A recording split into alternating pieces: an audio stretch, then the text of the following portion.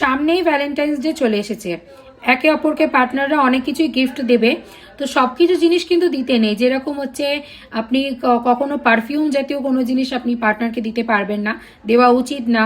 রুমাল দিতে নেই, ঘড়ি দিতে নেই, এইসব জিনিসগুলো দিতে নেই। কাচের জিনিস দিতে নেই, অনেকে শোপিস দিয়ে থাকে, তো এই জিনিসগুলো কখনো দেবেন না। যে জিনিসগুলো দেওয়া ভালো সেটা হচ্ছে যে আপনি যদি মেল পার্টনারকে গিফট দিতে চাইছেন, ফিমেল যদি হয়ে থাকেন, মেল পার্টনারকে থাম্ব রিং দিতে পারেন, ঠিক আছে। তারপরে হচ্ছে ব্রেসলেট দিতে পারেন, রূপোর ব্রেসলেট, সোনাও দিতে পারেন।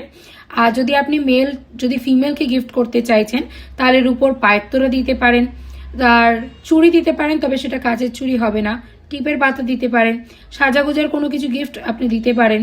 তারপরে হচ্ছে যে আপনি যদি বিবাহিত হয়ে থাকেন, নিজের পার্টনারকে মঙ্গলসূত্র দিতে পারেন, রূপোর মঙ্গলসূত্র দিতে পারেন।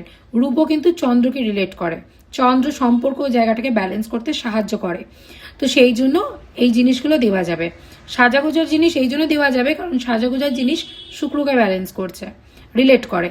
আর শুক্র কিন্তু সুখ শান্তি নিয়ে আসে, সম্পর্কের জন্য ভালো। তো সেই জন্য আপনি যদি মেল হন, আপনার ওয়াইফকে বা আপনার গার্লফ্রেন্ডকে সাজাগোজার জিনিস দিতে পারেন।